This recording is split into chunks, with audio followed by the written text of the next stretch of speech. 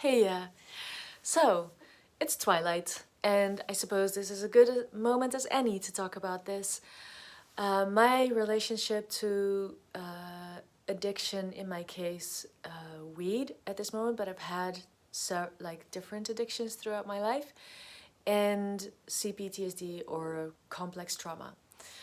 Um, so Oh gosh, I've been having such a difficult time recording this, so let's see if I get through this time. Um, I am 43 years old.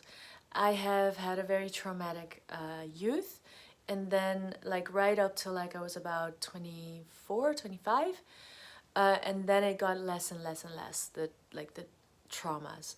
I managed to make a lot of good choices for myself, and it's kind of like the amount of bad things that were happening in my life have gotten less, but I'm still having to struggle with a lot of what like the wounds that it left behind.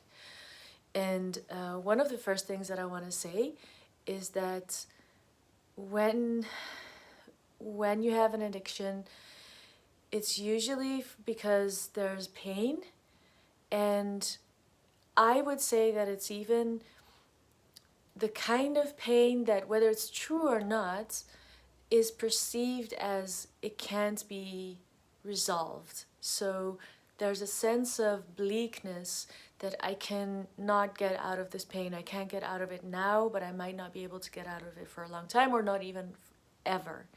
So there's a sense of hopelessness, I think, also about being able to deal with things that are very painful or overpowering.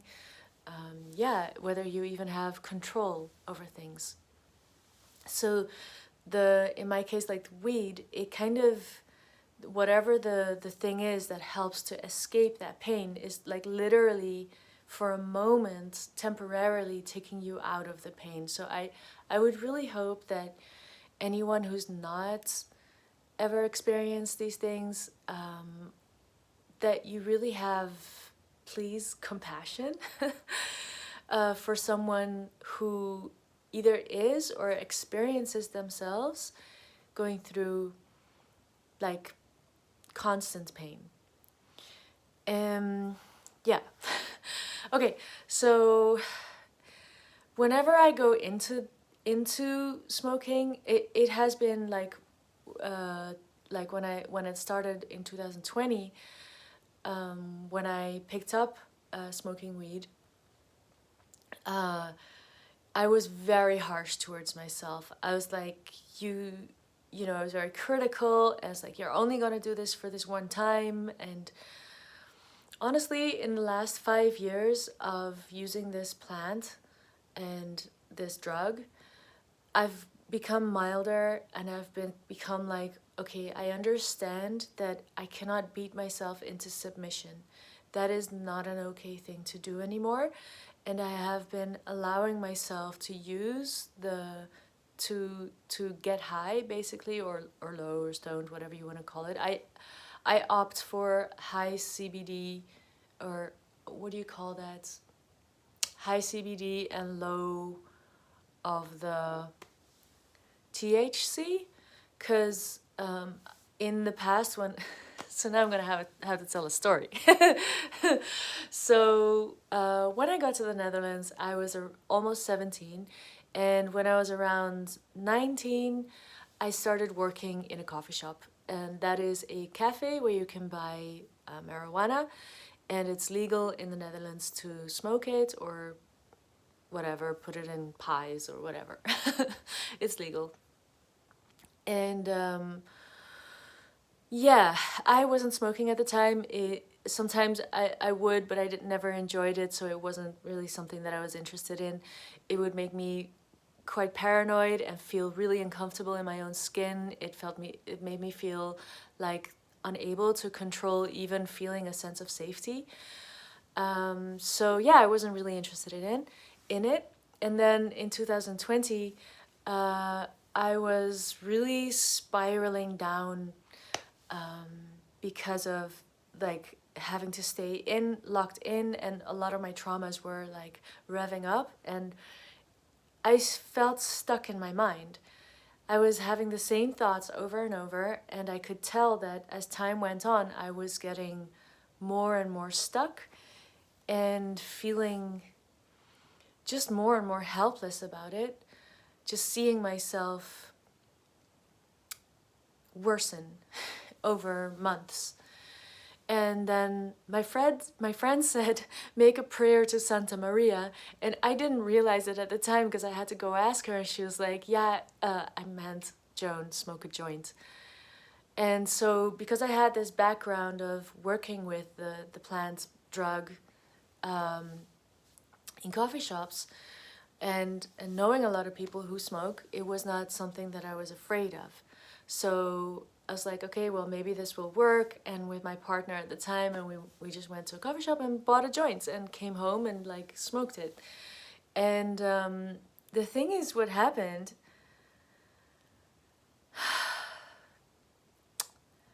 so when the effect kicked in, I felt a warm rush, like a wave of energy from my feet through my body up, and it felt like I felt so much relief in my body. It was like I felt my body again for the first time, not even in months, in years. That's how it felt to me.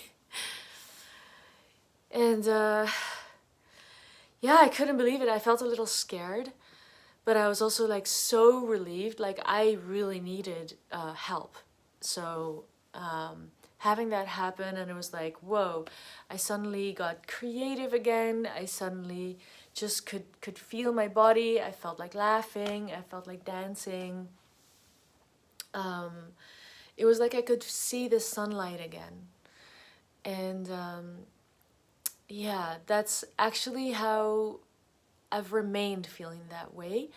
But I have like, oh my God, I can't even tell this story. Like the light is dying and I'm like, I really want to tell you guys, but I don't know if I'm going to be able to. All right, I'm going to try. I'm going to try. So yeah, what I have noticed basically is that for me, and I'm wondering how other people are in this, because I'm sharing it here because I have found little to no people that can talk about this because there's so much shame around it. And I feel like a lot of things for me are really healing as soon as I start talking about it, and as soon as it's a little bit more normalized. Like, these are real processes. People really go through this. We shouldn't hide this too much, because in the shadows things get worse and they rot and they kind of, you can't grow, you know? And it's like you can't go through life being ashamed of everything, of who you are or things that you're doing. I think that like if there was more openness about like this is the scope of human experience, we could all chill a little more about the things that are going on, and we'd have maybe less or different or less weight put on like criticism. Like it wouldn't be so impactful, you know? Because I think the biggest impact of shame and all of these things, these negative emotions, is like when you like remove yourself from any social context that could have helped, when you remove yourself from other people, from being in proximity to others that might be healthy for you, because as humans we need other people.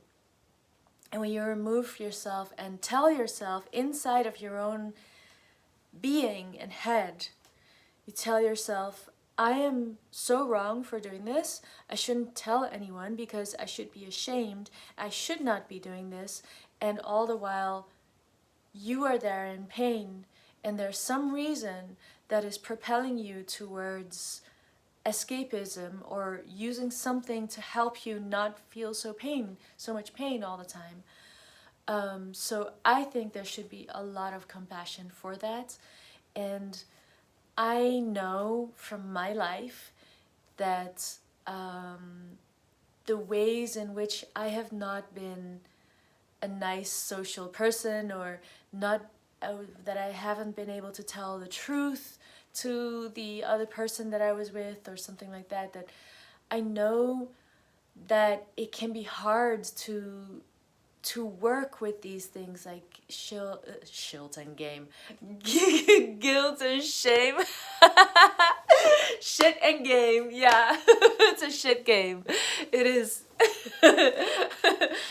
And gosh, yeah, but things that linger in the shadow, it's just not gonna help anyone. It's not gonna help the person who's in it, because you can't be yourself. You know, you start feeling like less than, then like other people are unable to really to help very easily. Anyway, a whole lot of things. So okay, back to the thing. So I'm just explaining a lot of things that I've noticed. So one of the first things that I noticed was that I couldn't stop. I would find situations that really fucked me up, basically. And I had to, and then I have noticed now, like after many years, like I observe myself. I observe what's going on in my mind. Excuse me. I observe my thoughts. I wonder about them. I observe my actions. I observe what I desire. I observe what I'm prone to do. So one of the first things that I had to do for myself was to say, all right, Joan, I see you want this. I'm having a very hard time telling you not to do it. So we're actually gonna go ahead and smoke the weed. And I'm gonna be in that process as conscious as possible. Is it possible? I'm not sure. This has been my experience of trying this out. So, oh my gosh, I explored so many things of my psyche that I would not have known without the weed. Like a lot of things opened up. I realized how hard ass I am to myself. And so I've been going through a whole process of softening and being more compassionate. After 5 years, like it's been only it's just these little things like forgiving myself and really feeling the energy inside of my body going like, oh, no, I don't only say that I forgive myself, I feel it. And like if I would have smoked and then the next day, at the beginning, I would feel so guilty. And the feeling sensation of that guilt was like, it's like trying to put my head in a space that's way too small and like being crushed. And the thoughts like going around and around, like saying you're a bad person, you should not have done this. And, you know, they're crushing, like, yeah. And it's only actually these last 2 years that I've been able to, with help of friends that have kind of said, well, you know, there's a whole lot of other things that you could have done against the pain, or taken all kinds of, you know, medications, and those would have probably been worse for your body. And I've been so ashamed of it. I couldn't really hang around with a lot of people anymore, or I would have been afraid if someone would call me on the phone and be like, have to answer while I'm stoned. I started understanding a whole lot of people around me that that smoked a lot or that have a very chill character, and realizing like, oh, I understand how around people I've been very tense, and that they just feel that and they're like, oh my God, please let this woman go away. I know she means well and she's always talking and she's always like, you know, I put a lot of energy into let's say, my codependency before, a lot of energy into pleasing people. And I found that for me, smoking weed made me more humorous because I relaxed more, and I didn't feel like taking shit from people. That I realized after I got over the fear. Um, I mean, like, I literally don't want anyone to come around if they cannot be chill. And if they're gonna be really like uptight and like critical or judgmental, then now I realize those aren't the kind of people that I want around. And I'm gonna remove myself from spaces with people like that. So my sister's trying to call me, and I will call her back later. So I kind of trained myself into any kind of traits that I liked, that felt good to me, and I tried to train myself to be that when sober. So being relaxed was one of them, being chill, not taking any shit, and just realizing that when I had been pleasing people and when people try to please me now, I realized that the deeper feeling, like beyond like feeling more safe because they apparently want to please me, but deeper than that, I'm talking in trauma talk, so this is not like real like heart to heart. It's, I think it's really important for people also to realize that there's a difference between pleasing and being heart to heart. Being the real you, showing the real you. God knows that I have had a hard time coming to this, you know, to where I am now with that.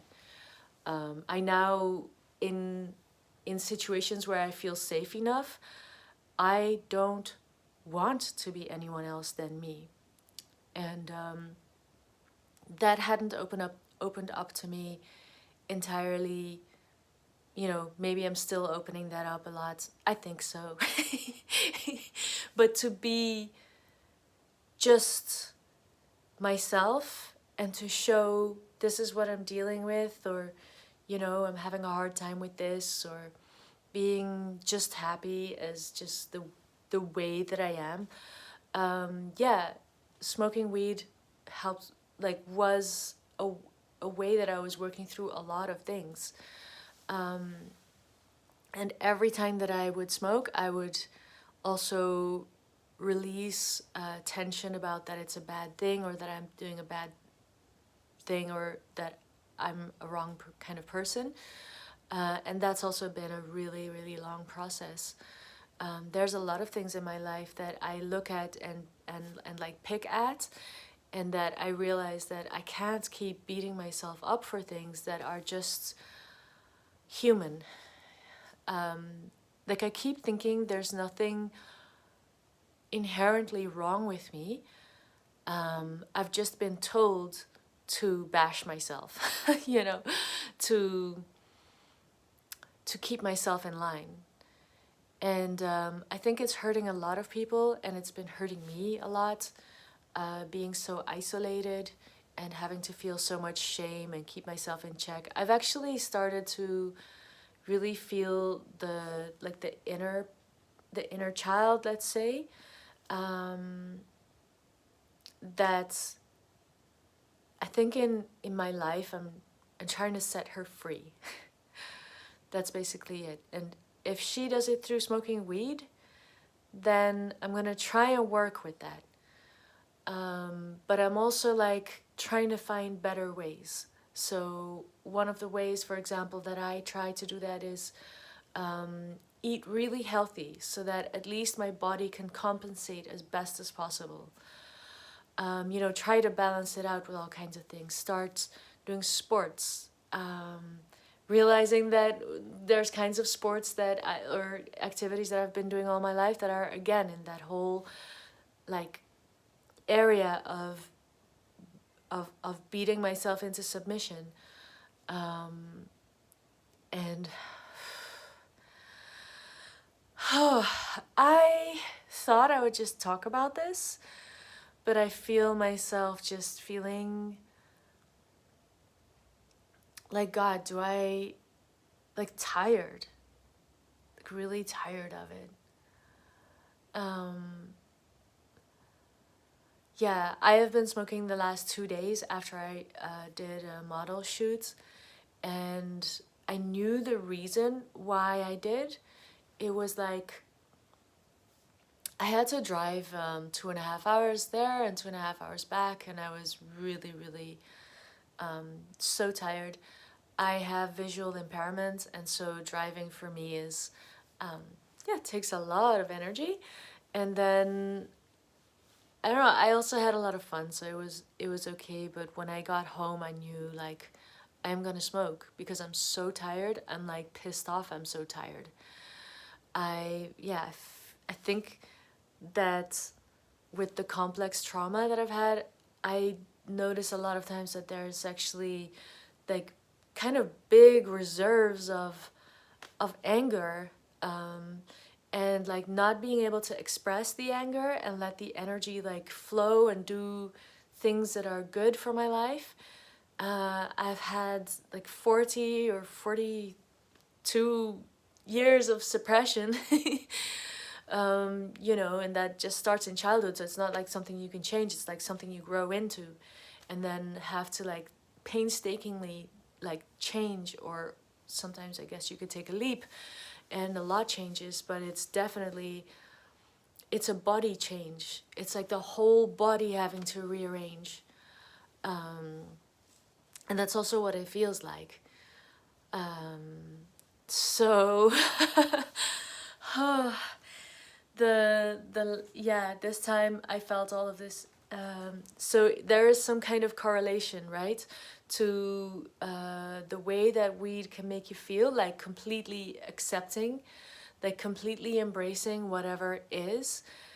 Teal Swan, she's on YouTube, and she's talked once about how every drug has a specific vibration, and the vibration of marijuana is acceptance, or like, I think she used a different word, but it's like just accepting what is. And when I was younger, I think that the reason why it made me so paranoid was because I was like using so many masks and shields in order to survive my life, in order to survive my psyche, in order to survive everything in me that was like a gaping wound, that when I would smoke and these shields would come down, like it opened me, you know. It's like I don't know if literally that happens, but it's like the aura opening, the gates opening, and like just let it be. And yeah, it's like my psyche would have to like retreat and be like, no, we're not safe. So that's where like when the fear and then the other part is trying to open up, and that's like that's a really difficult place for the psyche to be in. And that's where you can get paranoia, because you're not totally on for it, you know. You're split. You have one side that's panicking, the other side that's opening up. I don't know how you can imagine. Yeah, it's like reliving some kind of traumatic experience, even, like that you are not in control of all of the sensations coming in, and you can't sort through them. That's a thing that weed also kind of does. It kind of numbs, but at the same time heightens some senses. And yeah, now I was more in an authentic place, and really it just all my energy just came back. And one of the latest things that I've noticed is that I would say to myself, you know, if I say to myself, I really understand why you're doing this, and I see that you feel pain, and I'm here for you, and I'm gonna hug you, and I'm gonna stay with you, and I'm never gonna leave you. That kind of softness that kind of understanding, as you can see, I'm feeling it also now. It still made me feel like I couldn't handle that kind of kindness, even if it's coming from myself. And so I know that that's actually what I'm looking for. And that's what I need to give myself. So I just wanted to share this with anyone out there who, I hope that you're able to come to compassion for yourself. Um, I have noticed that the more compassion I have for myself, the more other people are able to give me compassion that might not have the experience themselves. And yeah, I just wanna say bless you. You're probably going through a lot of pain or a lot of things that you want to deal with, and this conversation wasn't really about how to deal with those things, but to just have an open conversation, and hopefully give anyone out there that's going through this as well the sense that you're probably there's nothing like wrong with you, in a sense that it's like you're reacting in a natural way or in any way that you can find possibility to like take the pressure off of you, because like you actually can't live in constant pressure. Like some people can do it better than others, but that's not like, that's why we have different personalities. It's like we're made differently. We're all made differently in order for our experience, I believe, that's just my perspective, in order for our life experiences to be differing from each other's, in order to express to each other how the different faces of God are, how the different experiences of God experiencing life are. That's how I live, that I feel like God is life experiencing itself and becoming wiser. But in order to be wiser, we actually need to hear each other, to hear what's really going on. Okay, this was it. You probably can't see much of me anymore because it has gotten dark. I wouldn't advise anyone to really get into weed unless it's just happening to you, and you can also like be as much conscious about it as possible. I'm obviously not one to really give advice. Just hope you take my experiences and do wise things with it.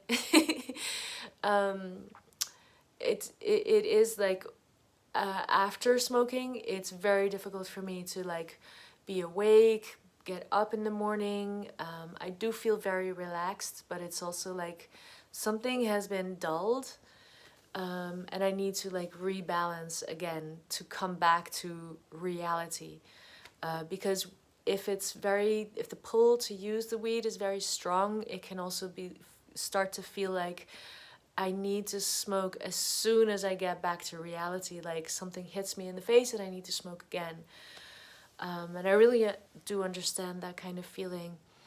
And then I would say get help, someone who is compassionate, but will also like mirror to you back where you are in the process. And I would say even get more than one person, like get a lot of people that just not only want the best for you, but are willing to stand with you, and to not like make life harder for you as you navigate these things.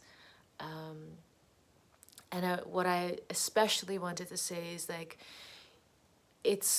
we are human. We are what we can do. Sometimes you find out like, I can't master this. I'm not there yet. Maybe I won't master this. Maybe it's about something else. And I just want to say,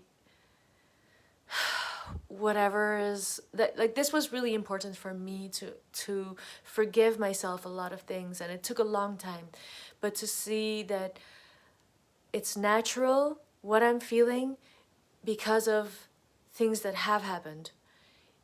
Sometimes I have thoughts that turn out later to not be true, but it's like I have to figure it out.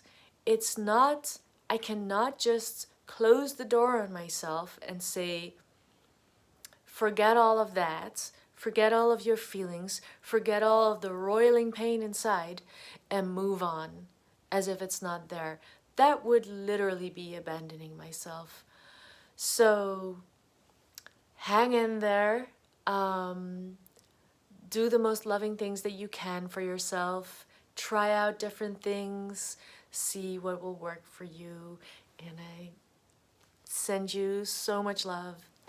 And have a beautiful day. See you next time. Bye.